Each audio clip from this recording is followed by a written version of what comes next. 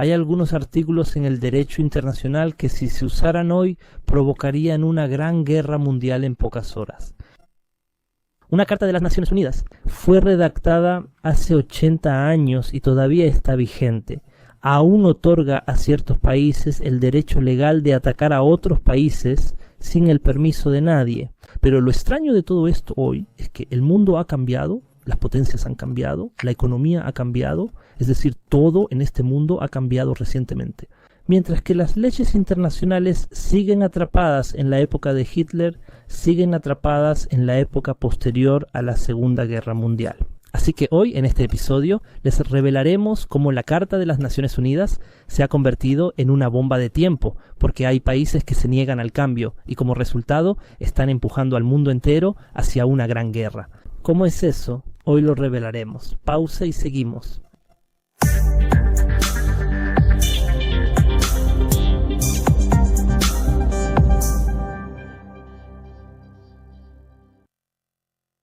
Queridos espectadores, la paz, la misericordia y las bendiciones de Dios sean con ustedes. Bienvenidos hoy a este nuevo encuentro, si Dios quiere, de la serie de episodios de Opinión de Hoy, queridos espectadores. A pesar de que todos los países del mundo son miembros de las Naciones Unidas y aunque existe una Carta Internacional en las Naciones Unidas que es una de las bases de este derecho internacional, sin embargo, un porcentaje muy alto de, podríamos decir, la gran mayoría de las personas no ha leído esta carta. Leemos historia, leemos geografía, leemos economía, leemos todo lo relacionado con las guerras mundiales que ha conocido este mundo, mientras que pasamos por alto lo más importante que ocurrió después del final de la Segunda Guerra Mundial, que es la Carta de las Naciones Unidas, la carta que definía el orden mundial después del final de la Segunda Guerra Mundial.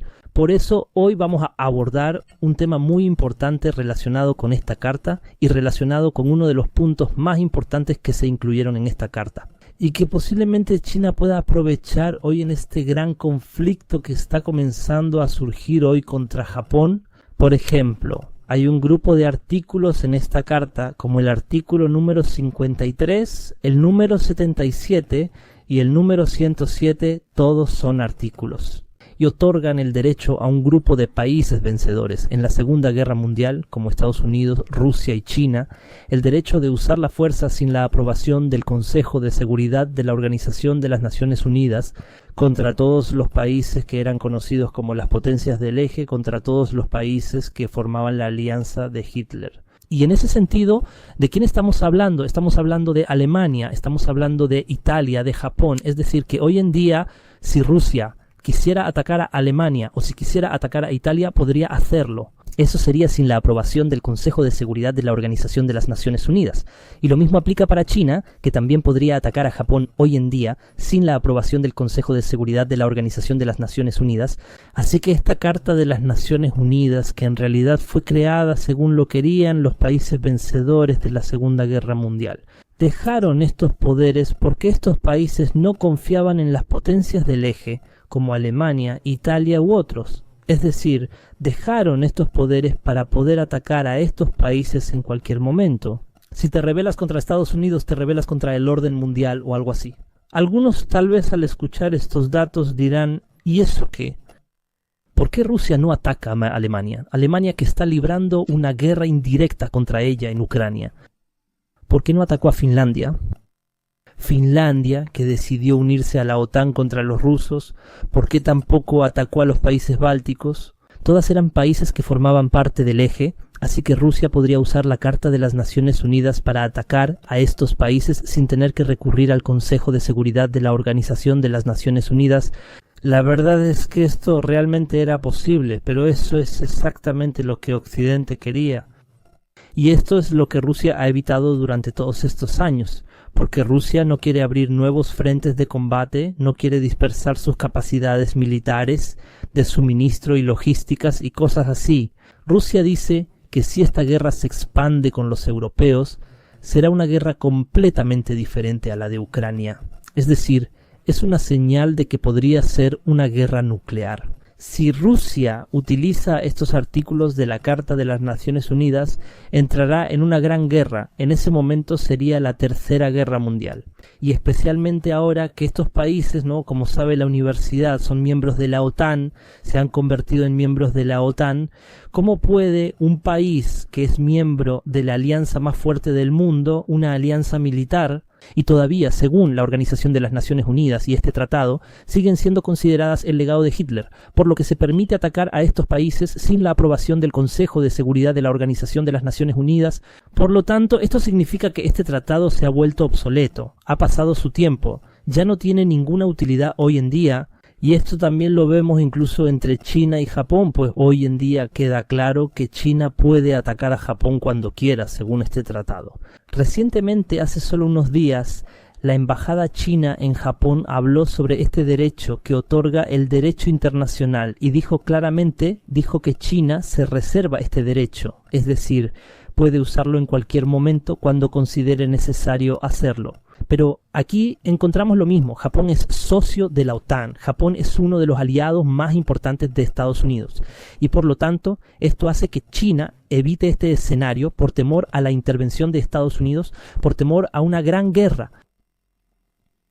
Por eso hay artículos en la Carta de las Naciones Unidas que ya se han vuelto obsoletos y no se pueden aplicar hoy en día. Por eso se plantea la necesidad de reformar las Naciones Unidas. Y la reforma más importante dentro de la Organización de las Naciones Unidas es actualizar esta Carta de la Organización de las Naciones Unidas.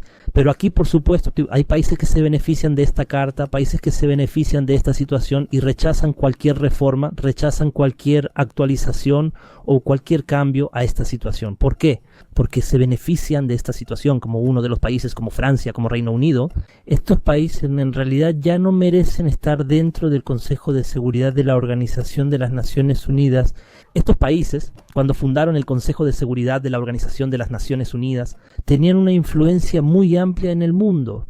Controlaban todo el continente africano, controlaban la región de Medio Oriente, controlaban Canadá, la India, Australia y así sucesivamente otros países e islas. Pero hoy en día su influencia se ha reducido, su influencia ha disminuido de manera muy significativa. Por lo tanto, hoy en día, si se reestructurara el Consejo de Seguridad de la Organización de las Naciones Unidas de manera lógica, no habría ningún asiento ni para Francia ni para Gran Bretaña. Incluso Trump, como les mencioné en el episodio anterior, incluso Trump hoy en día está planeando establecer un nuevo gobierno mundial y el grupo de los 5 no incluye a ningún país europeo porque ya no tienen, o sea, él sabe muy bien, ya no tienen el peso mundial que les permita tener ese estatus. Hoy en día, en este mundo, hay nuevas potencias más fuertes que estos países que merecen estar en el lugar de Francia, que merecen estar en el lugar de Gran Bretaña. Hay países como la India, Japón, Corea del Sur, hay países como Turquía. Estos países ahora tienen una influencia muy amplia, o sea, en varias partes del mundo. El Consejo de Seguridad de la Organización de las Naciones Unidas no puede seguir sin incluir a nuevas potencias y depender de países que ya no tienen ese peso. El tiempo que han perdido el peso que tenían antes. Hoy en día el mundo ha cambiado, nadie puede enfrentarse a China, o sea, pongan mucha atención cuando menciono a China, es un punto muy importante. Si Estados Unidos tiene un déficit comercial anual que supera el $1 billón, más de 1.000 millones de dólares, China este año tiene un superávit en la balanza comercial que supera el $1 billón, más de 1.000 millones de dólares. O sea, imaginen conmigo cómo será China en los próximos años. Cada año, China gana 1.000 millones de dólares de su comercio internacional, mientras que Estados Unidos pierde 1.000 millones de dólares cada año. Entonces, lo que todos deben saber es que China logra estos números y estas enormes exportaciones al mundo gracias a varios factores, y el más importante de estos factores es la debilidad de su moneda local. El yuan chino en realidad, de hecho, es una moneda fuerte que podría igualar al dólar y al euro en cualquier momento. Esta moneda es muy fuerte y no es débil. China manipula su valor real para mantener este desarrollo comercial. O sea, imaginen conmigo que una gran potencia como China logra todas estas cifras comerciales y económicas y hoy en día otorga préstamos a casi todos los países del mundo. Y al final su moneda local es débil, su valor disminuye. ¿Eso tiene sentido? Por ejemplo, el valor del yuan frente al euro ha caído este año en un 7.5%. Y desde 2023 hasta hoy ha bajado un 18% frente a todas las monedas mundiales. ¿Eso tiene sentido? ¿Es lógico? Lógicamente. El yuan chino equivale aproximadamente a un dirham con 30 centavos en la moneda marroquí. Un dirham con 30 centavos. ¿Eso tiene sentido? Definitivamente ha habido manipulación recientemente. La Cámara de Comercio Europea criticó a China y dijo que está manipulando artificialmente su valor real. El Fondo Monetario Internacional de Estados Unidos también acusó a China de lo mismo. China mantiene el valor de su moneda bajo para poder fabricar productos a precios muy bajos, de modo que ningún país en el mundo pueda competir con ella internacionalmente. Y así siempre garantiza la demanda de sus productos y asegura un aumento constante de sus exportaciones al resto del mundo. Pero lo curioso es que China lo admite oficialmente. China dice que esto no es un juego, dice que realmente hay, una reducción o control de la moneda, pero no es un juego, no es una conspiración. Dicen que esto se hace de manera oficial. Es una política oficial que sigue el Banco Popular de China en la gestión del tipo de cambio del yuan, así que lo admiten. Y casi todos los países del mundo tienen políticas diferentes para gestionar el tipo de cambio de su propia moneda. Hay países que adoptan políticas para mantener el valor de su moneda bajo, y hay otros que hacen lo contrario, adoptan políticas para mantener su moneda alta o estable dentro de ciertos límites. El yuan chino no está vinculado solo a una moneda como el dólar estadounidense, está vinculado al dólar, al euro, al yen japonés, a la libra esterlina y a un grupo de otras monedas. Por eso, en realidad, eso no se llama manipulación, sino política para que puedan controlar el tipo de cambio. Y esto, por supuesto, enfurece a los europeos, quienes lo llaman manipulación y otras cosas. Los europeos han fracasado rotundamente en todos los niveles y atribuyen ese fracaso a la manipulación de China con el valor de su moneda local, mientras que hay otros factores que ignoran. El factor más importante, por ejemplo, hoy, es el chantaje con productos, tecnologías, industrias y muchos otros productos. Si no fuera por China, ningún pueblo de los países del tercer mundo la habría conocido. Europa la monopolizó durante décadas para mantener la civilización existente. Nada más, en ese entonces ellos eran los que tenían televisores, refrigeradores y cosas así, monopolizaban estos productos y los vendían a precios muy altos, aunque fueron ellos quienes trajeron la globalización, el liberalismo y todo eso, e imponen sanciones y chantajes a los países. Si quieren que les vendamos este producto para que esté disponible en sus mercados, tienen que cumplir con estas condiciones. Por ejemplo, tienen que apoyar y promover la cultura occidental en su país. Deben permitir la difusión de la homosexualidad, cosas así. Entonces, cuando llegó China no solo trajo productos baratos, sino que también trajo productos que te vende a ti, sin imponer ninguna condición, sin imponer ninguna intervención en los asuntos internos. Su objetivo era puramente comercial. Recientemente, por ejemplo, las empresas automotrices europeas se retiraron de Rusia. Europa impuso sanciones a Rusia debido a esta guerra en Ucrania. Así que estas empresas europeas, las empresas automotrices, se retiraron. Europa le dijo a Rusia, en pocas palabras, que no le vendería autos a Rusia. Pensaban que Rusia colapsaría internamente por eso, creían que se metería en problemas, tal vez pensaban que volvería a la época de los vehículos tirados por caballos o algo así. Pero en realidad, ¿qué pasó? Ellos dejaron el mercado libre para los autos chinos, China vio la oportunidad y les vendió a los rusos autos por cientos de millones de dólares en un abrir y cerrar de ojos, o sea, en 3 años. Hoy en día China controla el mercado automotriz en Rusia. Incluso si esa empresa europea quisiera regresar al mercado ruso, no podría hacerlo ante el dominio que tiene China actualmente en Rusia. Así que los europeos son quienes están arruinando sus propios intereses con estas políticas equivocadas. Hay muchas razones, muchas causas para esto. Las razones detrás de este superávit comercial de China no son solo la debilidad del yuan chino. Por ejemplo, también encontramos diferencias culturales entre el pueblo chino y el europeo o estadounidense. El pueblo chino no es un pueblo consumista. Aunque fabrican de todo, no consumen de todo, a diferencia de los europeos y los estadounidenses.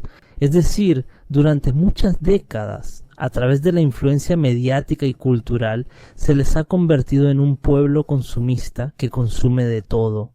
La verdad es que Occidente en general ha despertado, pero lo hizo en un momento muy tardío.